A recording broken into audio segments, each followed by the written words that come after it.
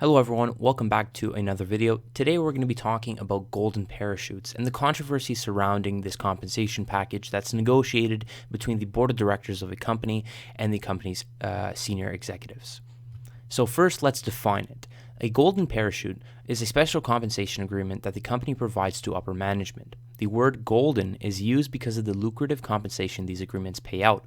While the bare bones golden parachute provides only lump sum cash payment, the more gold-plated parachutes, which are much more common, include stock grants and options, pension benefits, and health and dental insurance perks. There are even some compensation agreements where the company will pay for the capital gains tax if the respective executive wants to sell the stock that they've really accumulated during their tenure with the company.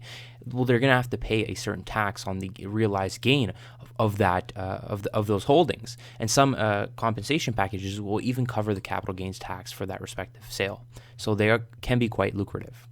Now, the idea of the golden parachute is to protect a CEO of job loss and financial risk when a change of control, such as a merger, occurs in the company.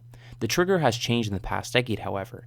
Now CEOs who have even been forced to leave the company also receive such packages. This is referred to as a soft landing, and this is where a lot of the controversy revolves around. A lot of CEOs who have underperformed and not really added shareholder value, who have been in the spotlight due to some type of controversy, get pushed out by the board of directors, they still receive a form of compensation, a form of a golden parachute, although there can be clawback provisions which kind of take back a little bit of the compensation that's been awarded. But at the end of the day, they still receive some money, some severance, and that can be in the millions of dollars, and that's considered a soft landing.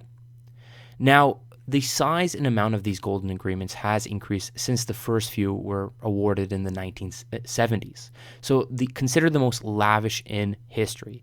The biggest golden parachute, the most lucrative golden parachute, was in 2004 when Michael Eisner's severance package summed up to about $1 billion after he left Disney. It included bonuses, salary, and stock options, which he acquired over his 21 years at the company. And so he added a lot of value to the company. So really, he deserved a lot of it, but at the same time, $1 billion is a lot of money, right? So it depends on how you look at it. He did add a lot of shareholder value. He led the company. He, I believe, tripled revenues during those 21 years in his tenure as the CEO. So, he's done a very good job, and so he was rewarded with that through the golden parachute when he left in 2004 and he was pushed out. So a 2014 study found that 82% of the S&P 500 company CEOs have a golden parachute agreement. So this is quite common today. For more distressed companies, the agreement also acts as a renegotiation tool to hire top management. Consider a CEO who is faced with a job offer. By offering such a lucrative compensation package, this ensures that he or she will be compensated for their risk. And this is a very important concept to understand. Golden parachutes, one of the ways that golden parachutes are used is that they're used to attract top management, similar to a stock option plan for, employees. Not management wants to be compensated, and especially if the company is, is recovering right now. It's not really the top in its industry, and they want to attract the top managers. Well, usually golden parachutes are negotiated at the start of their tenure. So when they're brought in, they're hired. It's part of the initial compensation package, and at the same time they sit down and they're like, look, we want you to turn around this company. We understand that it's not the best place to work, but if you are committed and we'll work towards these certain goals, if you meet those certain goals after 5-6 years, if you get acquired or if you want to retire, then you have this compensation package which will reward you for taking on the risk of leading this company in the past 5 years. So it is a negotiation tool as well. Okay, but let's go back to the beginning. Golden parachutes were created for two specific reasons. One is to ensure that the management's interests are aligned with the shareholders, and two, to provide protection against corporate raiders. Now, the second point is not as relevant today as it was back in the 80s, but the first point is very, very relevant today. Okay, so aligning management and shareholder interests. We'll consider the decision that management faces when asked to decide on a takeover offer that would result in their firing or demotion. So if you are the CEO of a company, and say, for example, you're making $5 million a year, and all of a sudden, your company receives an offer, and you know that if you accept this offer and merge the company with the existing operations of that acquirer, you'll probably lose your job because, you don't need to run that company anymore. The acquirer will, right? So they'll push you out. Well, is it really in your self-interest to give up your job, this very, very lucrative job, pays you $5 million a year, if you're not going to receive anything back? No, right? So if you didn't have a golden parachute, what usually happens is, again, like the senior management would be interested in their needs, and they'd put their needs before those of shareholders. And so when they're at the negotiation table, they'll be like, oh, well, but, can I keep my job? Oh, well, no, there's no scenario in which you're going to keep your job. Okay, well, then I don't want to do this deal, even though it's beneficial for shareholders, because I'm going to lose my job and then I'm going to lose the money that I can make. But with golden parachutes, if you know that you're going to lose your job, but you know that this golden parachute is going to be triggered and it's going to pay you quite a large sum of money up front, then you have a larger incentive to negotiate with that party and therefore, do more deals, right? And that's really the most important point, the reason why golden parachutes exist. Now, the second is, protection against corporate raiders. Well, during the junk bond era of the 1980s, corporate raiders with little equity and a lot of debt could walk up to a billion-dollar enterprise and buy it up, then take the business apart to pay down debt and walk away with any of the profits. In reaction to some short-sighted raiders, companies implemented lucrative golden agreements with the C-suite to make it incredibly costly for an acquisition to go through. Now, the rapid diffusion of golden parachutes was a reaction to the insecurity that has spread in corporate boardrooms as more and more firms with household names become the target of these hostile takeovers. And you can see between the 1980s and 1999, a decade, the number of contracts that were agreed upon between the directors and the executive team increased significantly. Right? And this was very relevant back then. It was very important because it was an anti-takeover defense. So say, for example, you are the CEO of a company that has a $500 million market cap. You're not a billion-dollar enterprise, but you're a relatively big company. But say, for example, the aggregate golden parachutes for the 5 executives, the C-suite level of the company, would sum up to about probably a $100 million liability. Well, the acquirer would have to look at that, and he's obligated to, price that parachute in and price that deferred compensation in, right? So the moment that he acquires the company, the payout, the compensation package is released, and so that $100 million walks out the door. For a $500 million company, and maybe the numbers are a little bit overstated, but think about it. For that $500 million company, that's a lot of money. That's 20% of the company's market cap. So it's a defense. It really deters a lot of interest in that company because they know the raider knows that in a scenario where they do pursue that company, they're going to have to pay out those executives, pay off them using the golden parachute, and therefore they're going to have to acquire the company at a higher premium.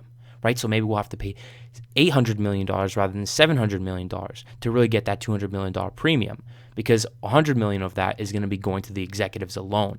Right? So it was an anti-takeover defense. Now, it's not as relevant anymore, but it was very relevant in the 1980s. Now, let's look at the mechanics of golden parachutes. This agreement is usually effective if termination occurs within 1 year after the change in control. The agreements between the employee and the corporation have a fixed term, or there may be an evergreen agreement in which the term is 1 year but is automatically extended for an additional year if there is not a change in control during a given year.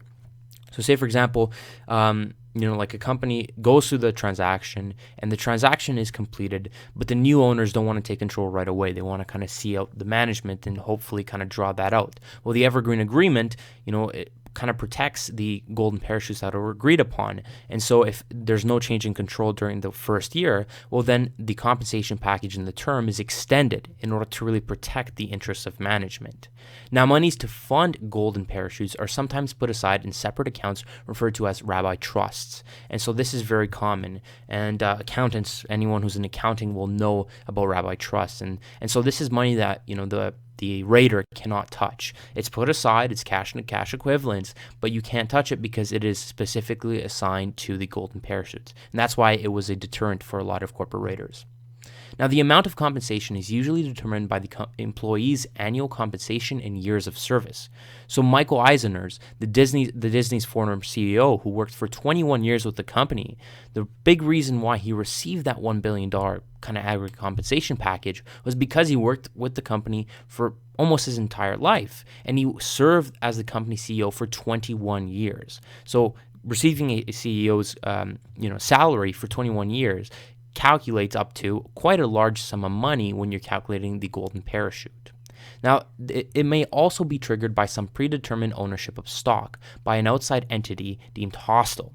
So a way in which a golden parachute might be triggered is instead of the change of control occurring right away, so a corporate raider coming to the company and buying it out just instantly, there can be a trigger. And so the average trigger in the 1980s was that if that corporate raider or that person who's deemed hostile owned more than 26.6% of the company's stock, then these golden parachutes would be triggered right away.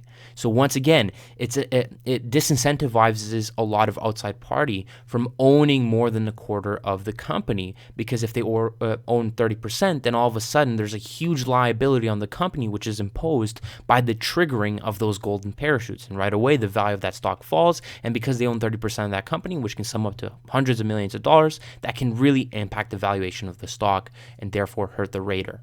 So this is the reason why back in the day golden parachutes were such an effective defense. Now, if constructed properly, golden parachutes should result in management possessing sufficient incentives to negotiate higher takeover premiums for shareholders. A study by Lambert and Larkin found that stock prices rose 3% when companies announced the adoption of golden parachutes. And this is relatively true. It is quite effective, and studies have proven that the moment that management has golden parachutes, their interests align more with shareholders than if they didn't. And that's why when we looked at that study in 2014, and with 82% of the S&P 500 companies having golden parachute agreements, that's why they have them. That's why there's so many who really agree with the fundamental statement that a golden parachute will help align the interests of senior executives with those of shareholders. Now, in a sample of 146 firms that adopted golden parachutes between 1975 and 1988, researchers found that the number of multiple takeover offers was significantly greater for firms that possessed golden parachute agreements than those for those firms without. So some studies show that the adoption of golden parachutes increases the likelihood that the company will be a takeover target. However, the same study indicated that this effect is less likely when the management team is efficient. So let's talk about these two. There's two different points that we need to get across. So the first part, this study communicates that, if a company has agreed on a certain amount of golden parachutes for its senior executives, the takeover premium and the number of offers received increases because management, once again, is more likely to be aligned with that company. So they're not going to completely shut off negotiations the moment they receive an offer. Rather, they'll negotiate for the shareholders to get the highest possible premium in order to increase the value of their stock, and at the same time trigger their golden parachute once they feel that the company is valued sufficiently enough, right? So this again proves that management is much more incentivized to be at the negotiation table and really negotiate for the shareholders. The second part, that study really talks about how this is a benefit from a corporate raider's perspective. So think of it this way. If you are the raider and you are comfortable and really paying a premium for the company and really triggering those golden parachutes, well, then all of a sudden you have a great little scenario here. Because if you have the top 7 executives of a company all seeing them trigger the golden parachute and leaving the company, all of a sudden you have the 7 key positions of that company's leadership open. And so you can bring in your own management team who's aligned with your interests as a corporate raider right away. There's no, internal politics to push them out after 1 or 2 years. Right away, you just cleared up the top of the organization. Now, we can talk about whether that's really effective in bringing in a lot of outside support right away and how that affects employee morale. But when you look at it from a strategy perspective for the corporate raider, you've cleared out the entire management team right away because you've paid them off, and you can bring in your own people table right away. So the transition between ownership of a non-corporator to a corporate rater's ownership of that respective company is much easier with the golden parachutes. So that's a benefit also for the raters themselves. Okay. Now, what about the legality of golden parachutes? Well, golden parachutes have been challenged in court by stockholders who contend that these agreements violate directors' and management's fiduciary responsibilities. They are not required to be approved by shareholders. So if the board of directors brings up the issue of golden parachutes, or when they're initially hiring the respective management, they don't have to ask the shareholders for approval of the $70 million compensation package. They can just do it themselves. And if you're friends with those board of directors, then all of a sudden, really, there might be a conflict of interest there because, you're golf buddies and you go up to the guy. It's like, hey, man, you want to help me up? The next time it's on me, right? And so there is a lot of conflict of interest. And so stockholders have a right to really kind of ask questions with regards to the legality of golden parachutes. But at the same time, when you look at the benefits and the studies that comment on it, it's clear that the benefits of aligning management's interests with those of shareholders exceeds any costs related to, shaking hands on the table and being like, oh, I'll help you this time and you help me that time. The courts have held that the actions of directors in enacting golden parachute agreements were within their purview under the Business Judgment Act rule, right? So the court views golden parachutes as the board's acting in the shareholders' interests. So at the end of the day, golden parachutes will be legal for probably a long time, and we won't really see a lot of conflict when it comes to that, even though shareholders do have a right to question the size of those compensation packages. Now, some critics cite moral hazard concerns, and golden parachutes could be considered a form of self-dealing on the part of management. The excessiveness of golden parachute agreements has given rise to the term golden handcuffs, which reflects the belief that golden parachutes serve only to entrench management at the expense of stockholders and scares off any potential bidders who would trigger such an expense. This was very true back in the 80s. So when those compensation agreements were used as an anti-takeover defense, if management was really poor and they didn't really run the company well, then yes, you entrenched the management, that poor management team, and it was golden handcuffs for the shareholders. But nowadays, I believe that the accountability of management, there's much more transparency with regards to the performance of the company and management's impact on that company. So really, this term is not that relevant anymore, but it is a very important criticism when it comes to, the very, very extreme cases where there is a compensation agreement that's so lucrative that will really impact the company's stock, and at the same time, the management team is so bad that they're destroying value in the company. All of a sudden, you're really faced with, two options. Either you stick with the management team who's going to destroy the long-term value of the company, or you're going to fire them, push them out, trigger their executive comp packages, which will hurt the stock in the short term, but in the long term will help shareholder value. So at the end of the day, it can be a difficult thing to get around, especially from a stockholder's perspective. And that's why there's a lot of debate around golden parachutes. Other than that, that's pretty much it. If you do have any questions with regards to the topic, I'll be sure to answer it, so please comment below. And if you like the video, please like and subscribe to the channel for more. Thank you, guys.